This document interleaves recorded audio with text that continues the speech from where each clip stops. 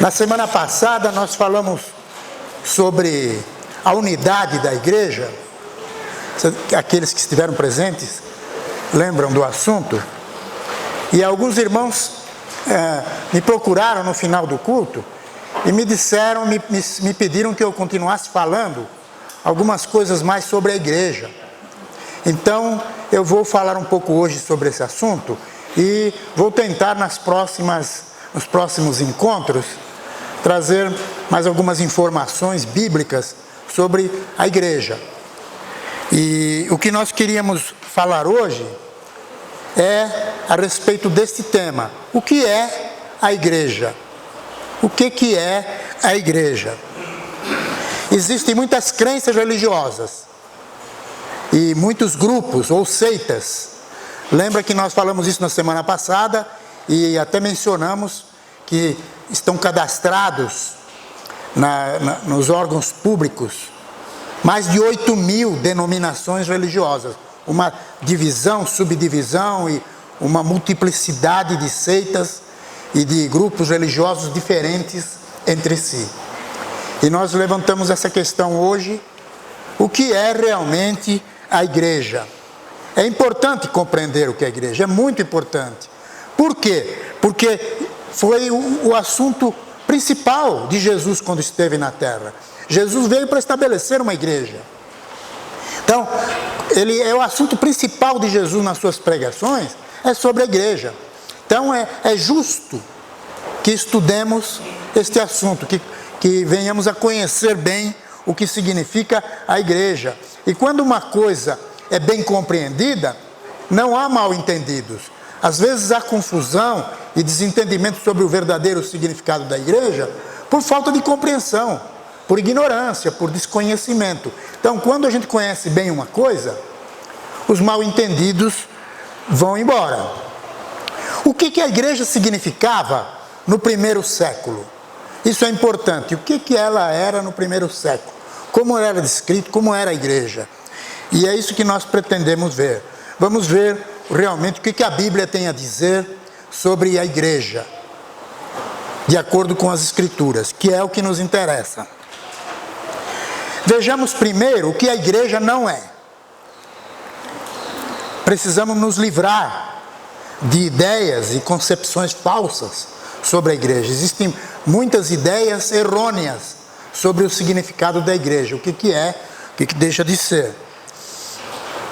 A ciência é de bom alvitre que todo cientista, que quando ele quer saber algumas coisas sobre algumas substâncias, ele tem que examinar aquilo que não é, para poder chegar a resultados certos e corretos. Então há uma série de experiências, de experimentos e de conceitos que ele vai eliminando. Isto não é, até que ele chega ao conceito de esta substância é isto.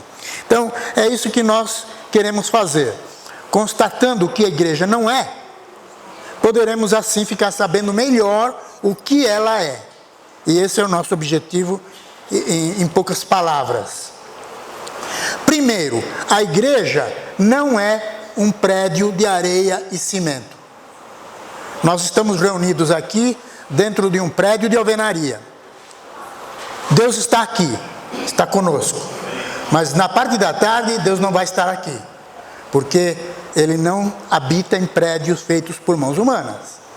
Portanto, a igreja não é prédio de alvenaria. Muita gente ainda fala da igreja como se fosse um prédio. É muito comum a gente ver isso. Eu me lembro quando eu ia trabalhar no centro de São Paulo e pegava o ônibus, de vez em quando o ônibus passava de frente ao prédio de uma igreja e muitas pessoas se benziam, porque passamos em frente ao prédio. Aqui, neste prédio, eu já vi pessoas passando aí na frente, olhar a placa Igreja de Cristo e se benzem, porque acha que o prédio é sagrado, que o prédio é a igreja. Esse é um pensamento errôneo. A Bíblia diz em Atos capítulo 17, versículo 24, o Deus que fez o mundo e tudo que nele há, sendo o Senhor do céu e da terra, não habita em templos feitos por mãos humanas, por mãos de homens. Deus não habita prédio feito por mãos humanas. Portanto, a igreja não é um prédio material. Quando chamamos o prédio da igreja, quando chamamos o prédio de igreja, nós não estamos dando o verdadeiro significado que ela tem.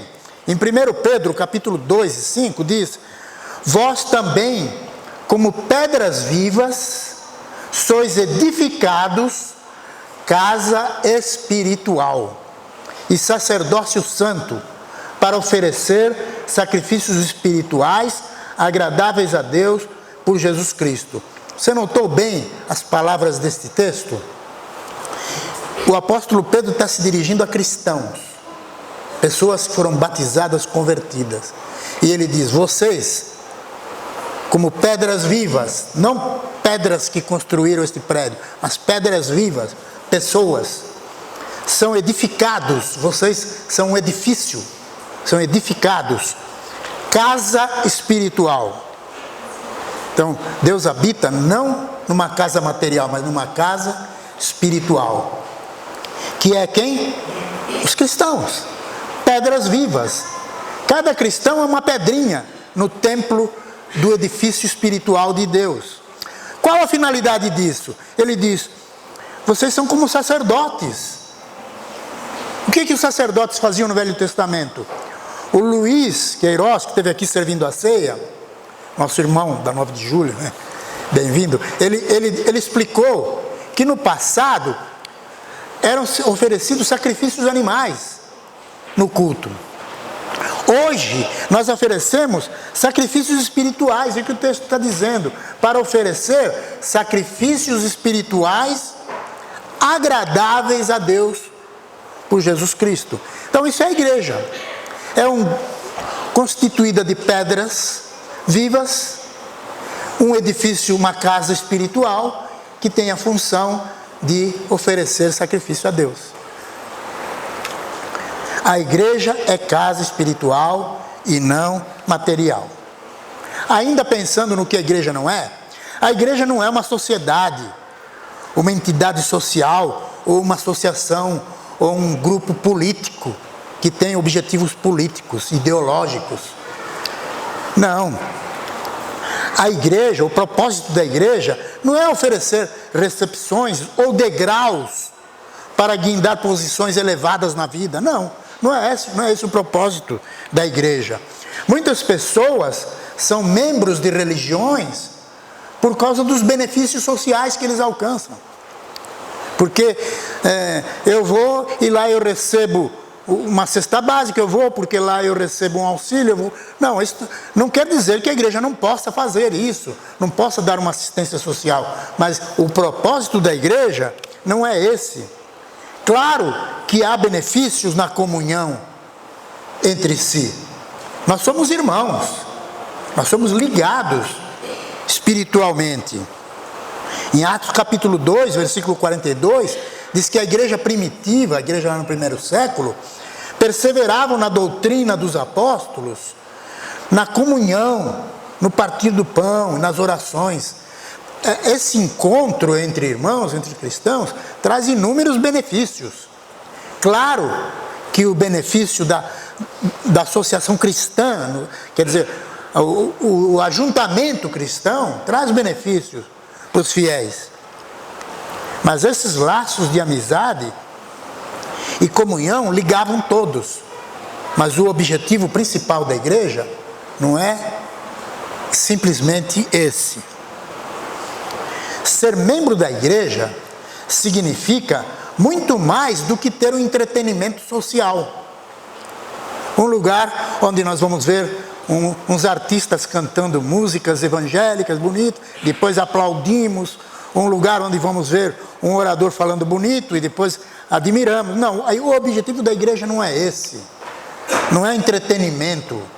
A Bíblia ensina que a igreja não é uma igrejinha ou uma sociedade de admiração mútua, onde nós nos encontramos aos domingos para dar tapinha um nas costas dos outros. E aí, irmão, tudo bem? Claro, pode dar um tapinha nas minhas costas, eu fico feliz, desde que não seja muito forte, mas pode dar. É uma amizade, é uma forma gratificante, mas esse não é o objetivo principal da igreja. O propósito da igreja não é para divertir os seus membros, mas para a glorificação de Deus e a pregação do Evangelho. Foi isso que Jesus estabeleceu a igreja, para isso, para que a igreja pudesse dar glória a Deus e pregar o Evangelho da salvação. Em Efésios 3, versículo 21 diz: a Ele seja glória na igreja, por Jesus Cristo, em todas as gerações, para todos sempre. Amém. Esse é o objetivo da igreja, dar glória a Deus para todas as gerações, lá no primeiro século e agora. Esse é o objetivo. O propósito da igreja é glorificar a Deus e não ao homem. Nós não estamos aqui para glorificar uma pessoa, para colocar alguém como se fosse a pessoa principal no grupo. Não. A pessoa principal aqui é o nosso Senhor Jesus Cristo. Vejamos agora o que a igreja é. Vimos rapidamente o que ela não é. Tem muitas outras coisas que poderiam ser feitas, mas normalmente eu não costumo fazer uma mensagem muito longa. Geralmente eu chamo meus sermonetes, não sermões, mas sermonetes que são mais curtos. E hoje vamos tentar ver rapidamente o que é a igreja. A palavra igreja é importante na Bíblia, ela aparece no Novo Testamento 192 vezes. Então, é importante, se aparece tantas vezes no Novo Testamento, ela é importante. Ela vem de uma palavra grega, eclesia, que quer dizer chamados para fora. Um grupo de pessoas que são chamadas para fora do pecado, para fora do mundo, para se dirigir ao reino de Deus, para se dirigir a Deus. Essa é a ideia do eclesia. A Bíblia diz, Colossenses 1:13, o qual nos tirou da potestade das trevas e nos transportou para o Filho do seu, para o reino do Filho do seu amor. Então veja bem, a igreja, é esse o trabalho que a igreja faz. Ela serve para transportar as pessoas das trevas do mundo para o reino de Cristo, que é a igreja. O reino, a palavra reino é uma outra qualificação da igreja. É um outro termo para descrever a igreja. O reino de Deus. Então, nós somos chamados do reino do mundo para entrar no reino de Deus. Chamados para fora. Essa é a ideia. A igreja, portanto, é um grupo de seguidores de Cristo. Não é um prédio, como já vimos. É um grupo de seguidores, um grupo de pessoas. A igreja não salva, ela é salva. Ela se constitui dos salvos. A igreja não salva ninguém. As pessoas que fazem parte da igreja são salvas. Quando falamos em igreja do Novo Testamento, falamos em pessoas, os membros da igreja. Então, poderíamos estar reunidos debaixo de uma árvore, como muitos irmãos lá na África se reúnem debaixo da árvore porque não tem um prédio. É a igreja. Aquilo é a igreja. Quando tiver 2 ou 3 reunidos em meu nome, Jesus falou, eu estarei lá no meio deles. É a igreja. Milhares de pessoas reunidas em nome de Cristo, é a igreja, não o prédio.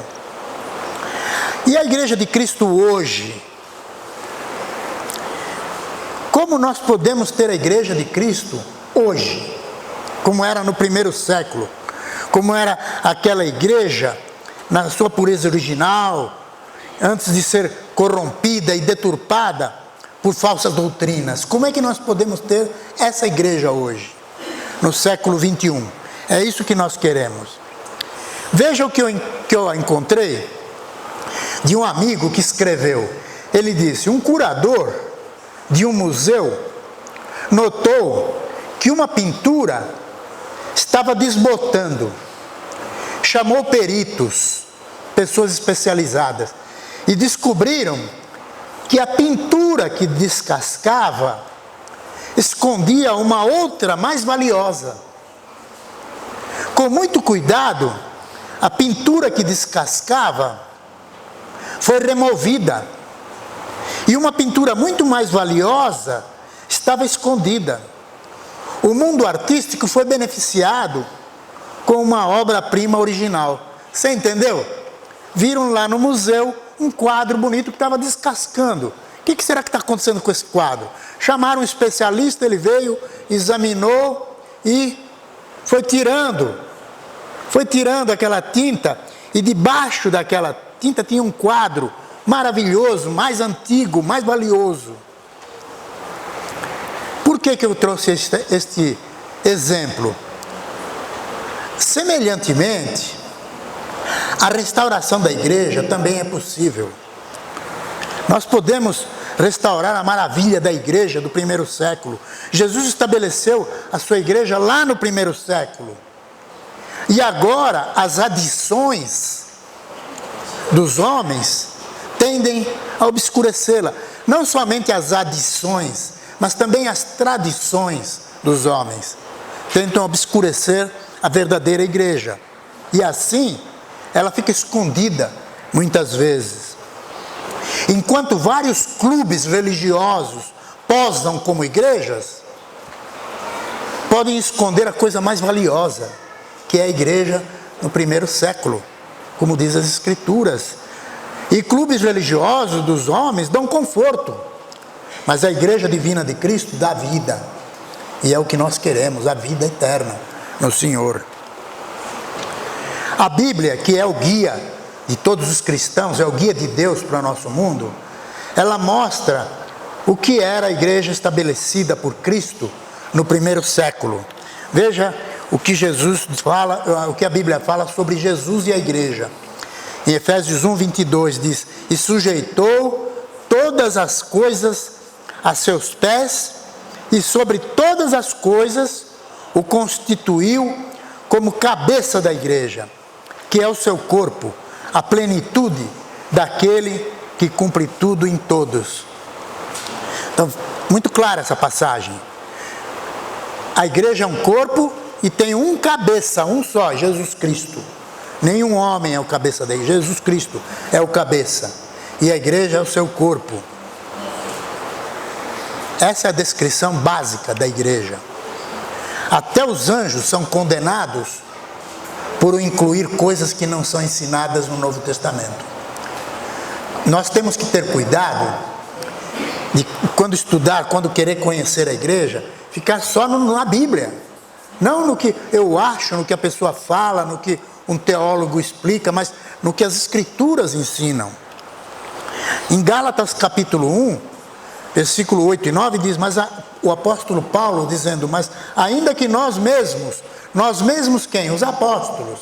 Ele diz, ainda que nós mesmos, ou um anjo do céu, vos anuncie outro evangelho, além do que já vos tenho anunciado, seja anátema. Anátema quer dizer amaldiçoado, desprezado. Assim, como já vos dissemos, e agora de novo, também vos digo, se alguém vos anunciar outro evangelho, além do que já recebestes, seja anátema, seja desprezado. Então, na realidade, a igreja é aquela que é descrita no Novo Testamento,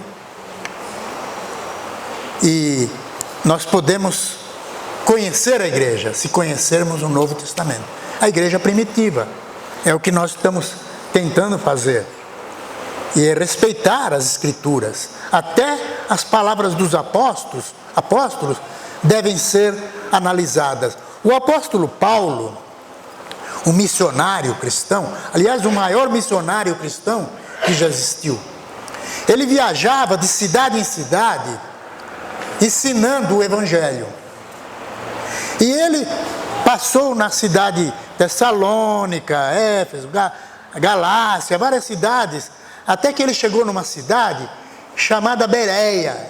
E quando chegou lá, ele ficou admirado com aqueles irmãos, e olha o que ele escreveu. Ora, estes foram mais nobres, os de Bereia, foram mais nobres do que os que estavam em Tessalônica. Por quê? Porque de bom grado receberam a palavra, examinando cada dia nas Escrituras se essas coisas eram assim.